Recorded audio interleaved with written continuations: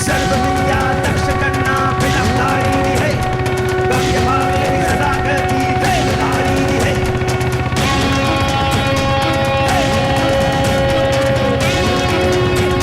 सर्व विद्या दक्ष कन्या विलंबधारिणी है, गम्य भावेन सदा गति दैवधारिणी है।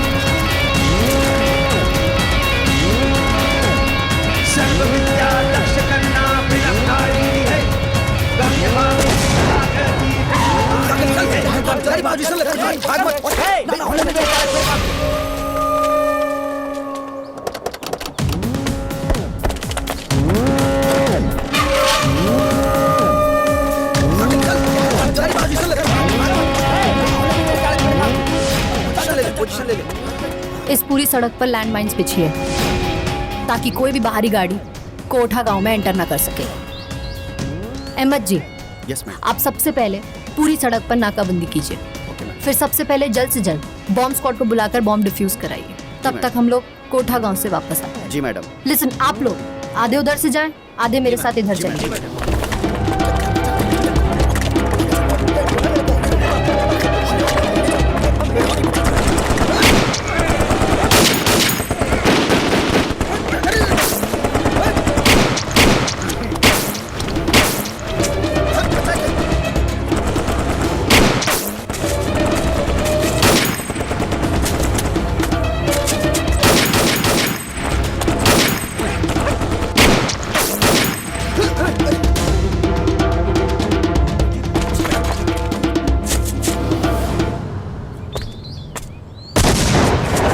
सर्व विद्या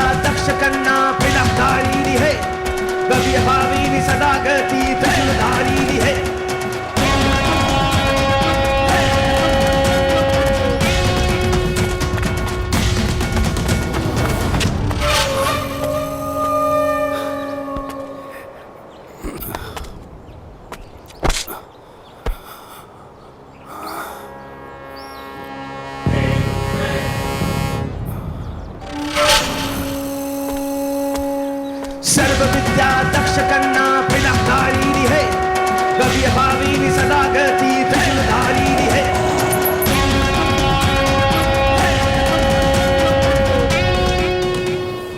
सर, वीरेन पासवान की गिरफ्तारी के बारे में दुनिया तफ्तीश से जानना चाहती है। वीरेन पासवान को पकड़ना सरकार के लिए बड़ी चुनौती थी, लेकिन इस टीम को हम खुद लीड कर रहे थे। हमने अपनी जान की परवाह नहीं की। उसी का देन है कि आज वीरेन पासवान हमारे गिरफ्त में है। सर, पुलिस का अगला कदम क्या होगा? हमारा अगला कदम यही है कि वीरेन से हम और जानकारियां हासिल कर सकें। इसलिए अदालत से हम उसका पुलिस रिमांड मांगेंगे। देखा तानी मैडम, डिपार्टमेंट की खबर हम देनी है और औरा जान पे खेल के वीरेन के पकड़नी है। सारा क्रेडिट एसपी साहब खुद से बटोर रहा बाड़े। बटोर लेने तो बटोर लेने तो। वैसे भी रिटायरमेंट की डेट पास आ रही है, कम से कम जाते जाते ही क्रेडिट ले लें। ठीक है, लोग कहेला हर जोते से खार खाए अब बकरिया चर जाए।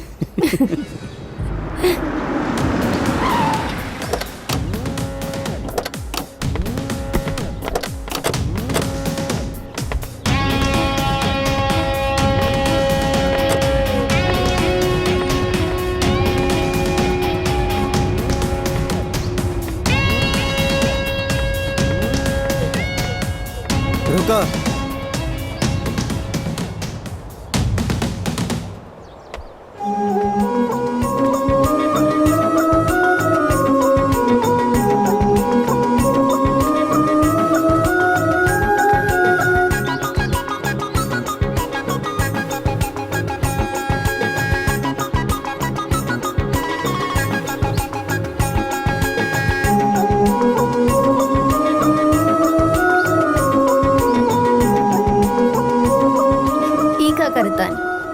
सबकी का जरूरत बा? काहे जरूरत नहीं है? जवन बहादुरी के काम आज तुम को के आइलू है, अगर उहे हम को के आइल रहती तब।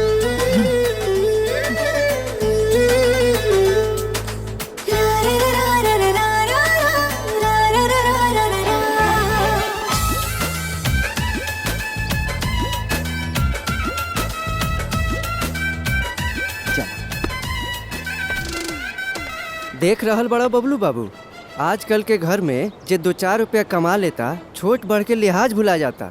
एगो इहो परिवार बाटे, मैडम कमाली अपना पति के बेरोजगार भइला के एहसास भी ना होखे देवेली। तू ठीके कहत आड़ा दिलीप भाई, भगवान ही जोड़ी ऐसे ही बनावले रखस। आज सबरही से टीवी पर बैठ के हम अपने जान के बहादुरी के कारनामा देखत रहनी। एगो बात बतावा, बीरेन के पकड़लू तू, फिर तोहार एसपी साहब बहादुरी में आपन पीठ काहे थपथपावत रहना? बिरेन के पकड़ल ई बात इम्पोर्टेंट नहीं है, इम्पोर्टेंट बिरेन के पकड़ाइल रहे। यही के कहल जाला पुलिसिया बात। पुलिसिया बात कही के अपना एसपी साहब के तो तू बचा ले। पर एगो बात जान ला कि तोहरा के मिले वाला इस साल के ब्रेवरी अवार्ड तोहरा से छीने में लागल बा ना तोहरा एसपी साहब। देखिए जी, हम रउआ के एक बात साफ साफ बता देता नहीं कि हमरा खातिर रउआ से बड़ा कौन अवार्ड देखे। और वैसे भी हम चाहता नहीं कि एक दिन रउआ के कोनो अवार्ड मिले और रउआ वो अवार्ड हमरा के डेडिकेट करे। अरे हम तो अपन पूरा जिंदगी तोहरा के डेडिकेट कर देले बानी। अच्छा जी, कल को कबो कोनो और हमरा से नीमन लड़की मिल जाए तब तो तू फिर हमरा के भूल जाएबा। देखा शिविका भारद्वाज, हम 7 जन्म के बारे में सुनले बानी। आई 7 जन्म शिव तोहरा के दे चुकल बाना। अब 8वां जन्म होई तो हम ओकरा बारे में नहीं जाने। जल्दी से फ्रेश होके आ जा, हम तुम्हारा खातिर कॉफी बना के ले आओ। कहाँ जाता नहीं सर? किचन में। अच्छा एगो बात पूछी? पूछा। मैडम की ड्यूटी जात या आवत समय रउआ उनका के छोड़े और ले आवे खातिर दुआरे तक काहे जानी? उ ऐसे कि तोहरा मैडम की जगह अगर हम नौकरी करती तो हम यह चाहते कि जब हम नौकरी पर जाई तो तोहार मैडम हमरा के छोड़े आवे, और जब हम नौकरी से वापस आई तो तोहार मैडम हमरा के लिए आवे। अच्छा, रउआ मैडम के संगे आराम से बैठी, हम तू दोनों जने खातिर कॉफी लेके आवता नहीं। शोभा रानी, मैडम खातिर कॉफी तो तू बना दे, लेकिन उनमें जो हम प्यार मिलावे वाला बानी वो प्यार कहाँ से ले आईबू? अच्छा एक काम कर, तू छुट्टी कला। वो कहा बाटे कि मैडम टाइम से घरे आ गई बड़ी, तो आज उनकी खातिर खाना भी हम ही बनाए। ठीक बा?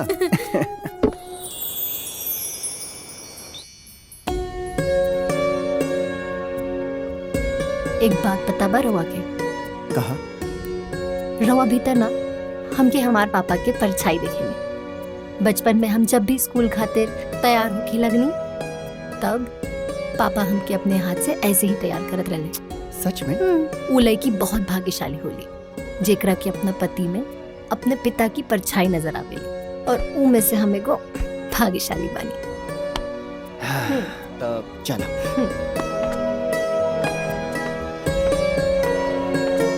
मैडम जी, आपके फाइल। अरे थैंक यू।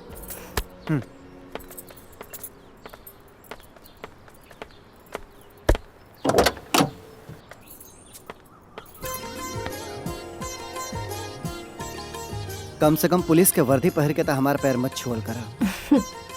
देखिए जी, वर्दी देश की शान है, जबकि रउआ हमार शान बानी। फिर हम अपन शान के मान कैसे कम होके दे? साहब जी, रउआ बहुत भाग्यशाली बानी जे पत्नी के रूप में लक्ष्मी पौले बानी। अरे भाई, इनका के पावे खातिर तो हम 16 सोमवारी का व्रत रखले रहने। एकर मतलब निम्मन मरद पावे खातिर हमके भी व्रत रखे के पड़ी? और नहीं तका। ना बाबा ना, हम हर चीज के समझौता कर सकीनी, लेकिन अपना खुराकी के कब्बो ना। हम तो जाता नहीं गरम चाय और ब्रेड खाए। बाय। हम जाते हैं।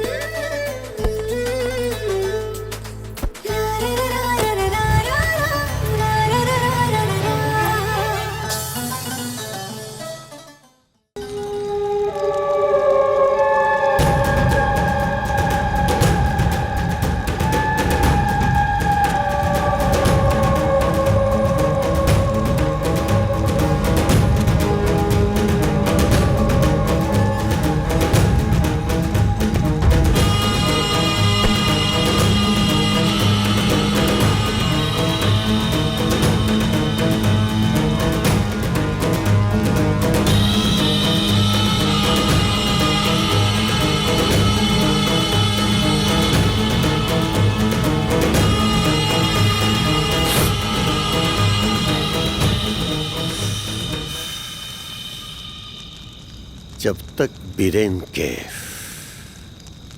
पुलिस के लॉकअप से छुड़ा के यहाँ अपना जगह पर ना ले आए, तबले बीरेन के गिरफ्तारी के हार हमरा मन के धीरे धीरे कचोटत रही। वो सब तो ठीक बा ब्रह्मा, मगर बीरेन की गिरफ्तार करे वाले उस शिविका भारद्वाज के बारे में कुछ सोचले बनी रहुआ?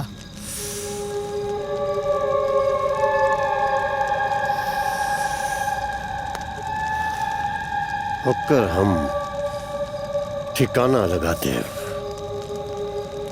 पहले एक काम कर तू राजन,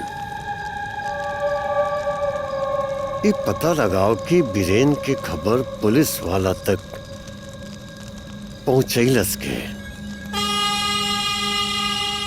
कि ऐसन माई बहादुर बेटा पैदा कैले बा खोटा गांव में, जब ब्रह्मा के खिलाफ चाह के सोच भी लेलस।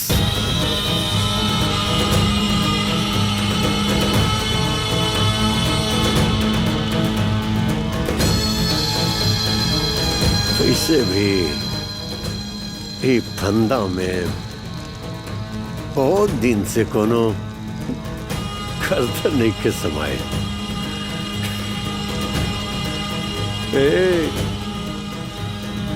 घबराओ मत, ई बार खोटा गांव के कोनो गर्दन तोरा में समाये।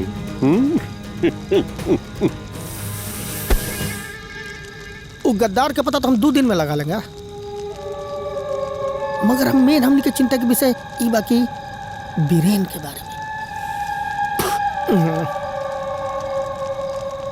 अगर बीरेन पुलिस के सामने मुंह खोल दी ना, तो ब्रह्मा हमने के राज छोड़े के पड़ी। बीरेन की चिंता तो लोग मत कर, क्योंकि हम अच्छी तरह से जानी ले। वो हमार सबसे बहादुर और वफादार सिपाही बा, जान दे दी लेकिन अपन ईमान न जा दी। सर्व विद्या दक्ष कन्ना पिलकधारिणी है, गव्य भाविनी सदा गति त्रिशूलधारिणी है।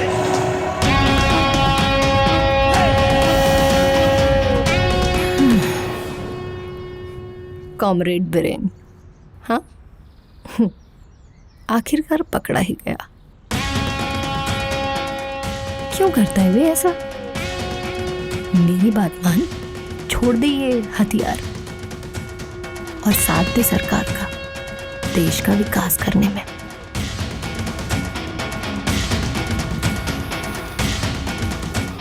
विकास कहाँ हो रहा विकास? सरकार के खजाने में? पूरे देश में। इस देश के विकास से हमरा का फायदा? क्यों बे, तेरा देश नहीं है? हरगिज ना। ये देश पर हमनी के राज वही दिन होगी जहिया पूरब से लेकर पश्चिम तक और उत्तर से लेकर दक्षिण तक सिर्फ हमनी के राज होगी। यही से हमनी के सब काम कराल भरी जा और हमनी के अपन काम करे में गर्व महसूस हो। गर्व? शर्म आनी चाहिए तुम्हें तुम्हारे किए हुए काम पर। कितने बेगुनाहों की जान लेते हो तुम लोग। बेवजह देश की सुख शांति से खिलवाड़ कर रखा है तुम लोगों ने।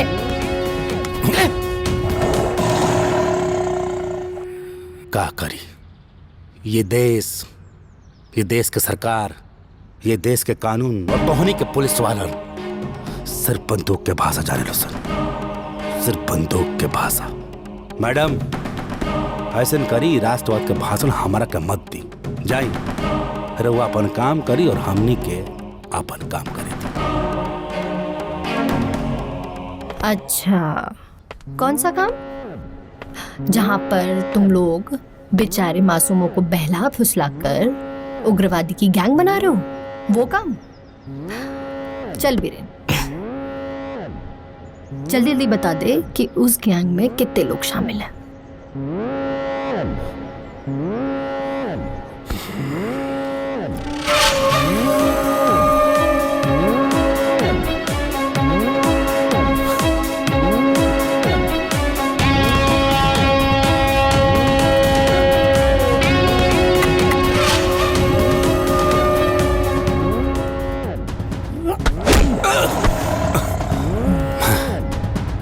वीरेन, मुंह खोल दे। शायद तेरे मुंह खोल देने से सरकार तुझे कुछ रियायत दे दे, वरना एक न एक दिन पुलिस की गोली से मारा जाएगा। अपन फालतू समय हमरा खातिर बर्बाद मत करा। तोहरा जौन एक्शन लेवे के बा हमरा खिलाफ लेला। हमार नाम वीरेन है। तू का तारा देश के सारा पुलिस भी हमारे मुंह ना खुला पाई।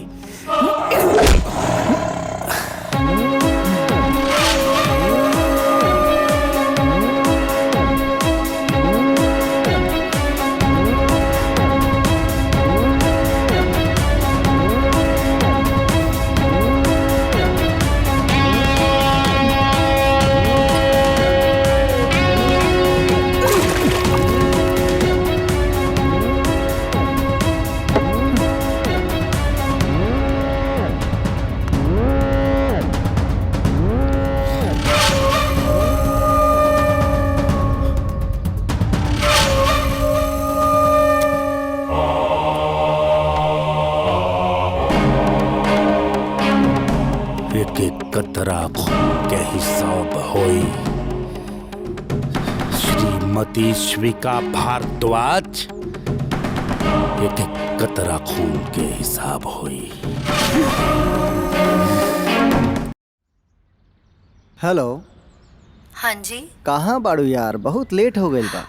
So sorry. अब हमके ना एगो जरूरी काम आ गइल बा, लागत हमके लेट हो जाए। हमके ना आधा घंटा और लागे। का? आधा घंटा और लागी? So sorry. ठीक बाटे।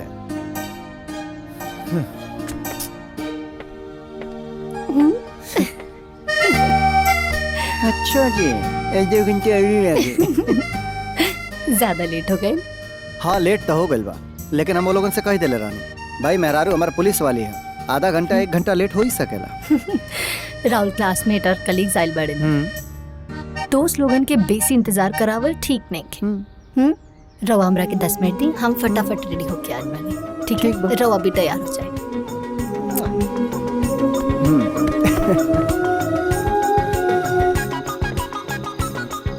सुना, वो का बाना कि तोहार मैडम आज पर्सनल काम से बाहर जाता जी, तो तोह लोग एजा का कर बजा मर्दे, छुट्टी करके सरकारी गाड़ी लेके जा। मैडम अपन पर्सनल गाड़ी से चल रही हैं। जी सर। जा। सलाम सर।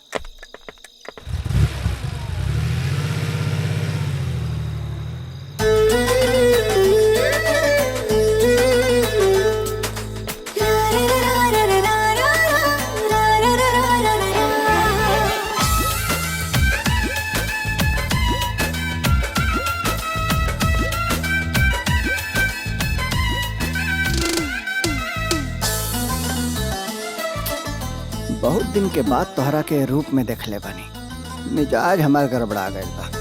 एक काम करा, पार्टी में जाए कैंसिल। आज हम के ही जब पार्टी शुरू कर ले। मिस्टर रोमियो, ज्यादा रोमांटिक होके की जरूरत नहीं है। चलिए, सब दोस्त लोग पार्टी में इंतजार करत हुई हैं।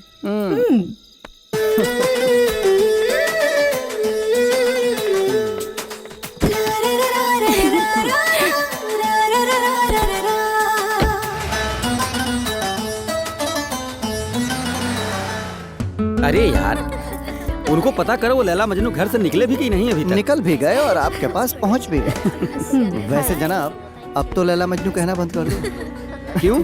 जनाब को बुरा लग रहा है? कॉलेज में ये दोनों लोग चाहते थे कि इनको लैला मजनू कहा जाए, और अब वो कॉलेज के दिन थे। तो अब कौन से दिन है? अब मोहब्बत में डूब जाने के दिन है। मिस्टर रोमियो, रोमांस ज्यादा नहीं हो रहा? कम होना चाहिए क्या? सब देख रहे हैं। आदिल यार, चलो पार्टी शुरू करते हैं। प्रिया, आओ शिव से मिलो, सबसे अच्छे दोस्त हमारे। ओहो, ये वही शिव है जिनकी तुम हमेशा बातें किया करते हो। और नहीं तो क्या, शिव फोर्स ज्वाइन करना चाहते थे। अरे इन्होंने ऐसी ट्रेनिंग ली थी ना कि हर चीज में अव्वल आया करते थे। बस इनकी आई साइड वीक होने के कारण ना इनका सिलेक्शन नहीं हो पाया। अगर हुआ होता ना तो ये फोर्स में बुलंदियों पर होते आज। छोड़ना यार, पुरानी बातें क्यों ताजा कर रहा है? आदिल, आना यार, लेट्स स्टार्ट पार्टी ना। हाँ, कम चलो, लेट्स गो।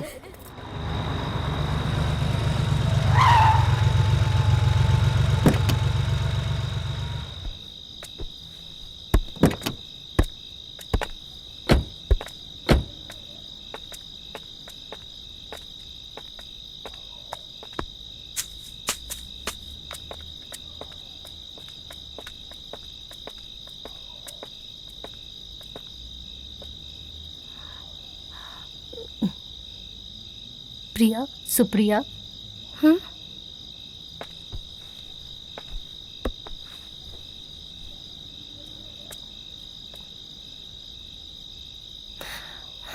तू लोग अपन हिम्मत अगर ऐसन हार जाइबू तो कैसन काम चली बतावा। देखा, खुद के संभाला। खुद के संभाल लेला से हमार बाबूजी के जान वापस आ जाए क्या मैडम? खुद के संभाल लेला से हमनी के बाकी रउआ सब यहाँ आके ई सांत्वना, झूठा सांत्वना दिखावे के कोशिश मत करो। तू दोनों एगो बहादुर सिपाही के बेटी हो जा, हिम्मत से काम ला जा और कानून पर भरोसा रखा जा। एक न एक दिन तो लोगन के इंसाफ जरूर मिले। हमनी के सजा ना, ऊ शैतान ब्रह्मदत्त चाहिए। का रउआ ओकरा के हमरा हवाले कर सकीला? अगर ना तो चुपचाप निकल जाइए एजा से। और हाँ, दोबारा हमने लगे तबे आई जब ब्रह्मदत्त के हमनी के सौंपे के औकात रउआ लगे हो जाई। जाई मैडम जी, हमने के अपना हाल पे जिए दी।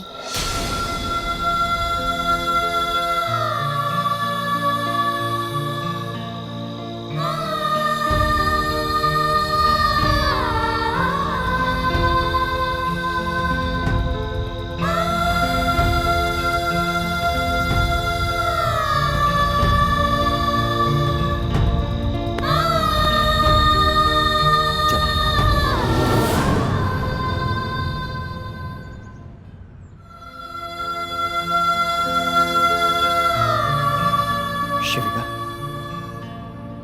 संभारा अपने आप के। हम जाना तानी कि वो दोनों बहन के हालत तहरा से बर्दाश्त नहीं हो।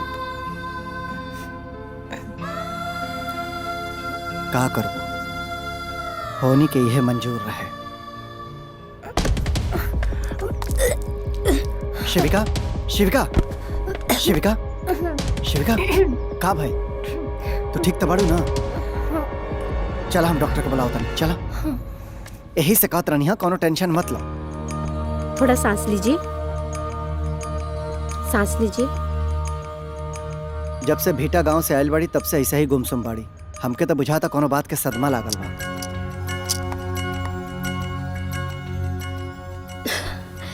बधाई हो, रवा बाप बने वाला बानी। हाँ, मुबारक हो। ई घर में नन्हा मुन्ना मेहमान आयो वाला बा। रवा काल क्लिनिक में आ जाई, कुछ विटामिन का गोली दे दे। और ई हालत में मैडम के कंप्लीट बेड रेस्ट की जरूरत बा। और हो सके तो इनके मैटरनिटी लीव ले लेवे के चाहिए। Maternity leave? ना ना, अभी बहुत सारा जिम्मेदारी बा डिपार्टमेंटल हमरा सर पे। हम तीसरा महीना में ले ले। मैडम, ई शुरुआत का 3 महीना ना प्रेगनेंसी खातिर बहुत कॉम्प्लिकेटेड होला। यही से हमार सलाह बा। देखा, एकरा पहले बाप बनला का हमें लगे कोनो एक्सपीरियंस नहीं है। ऐसे मैटर पर हम कुछ नहीं बोल सकते। हमके तो डॉक्टरनी दीदी के बात बहुत सही बुझाता मैडम। रउआ जितना जल्दी हो सके उतना जल्दी छुट्टी ले ली। ठीक बा, अगर सबके यही विचार बा तो हम काल ही एसपी साहब से छुट्टी के निवेदन ले लें। Again congratulation Mr Mrs Shiv Kumar ji. Thank you doctor. अब डॉक्टर साहब को छोड़ के आ जाओ। चलिए।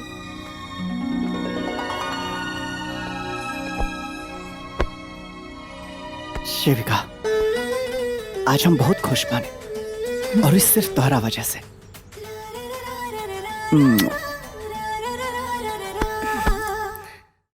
पूरा फिल्म देखे खातिर अभी डाउनलोड करी दंगल प्ले ऐप।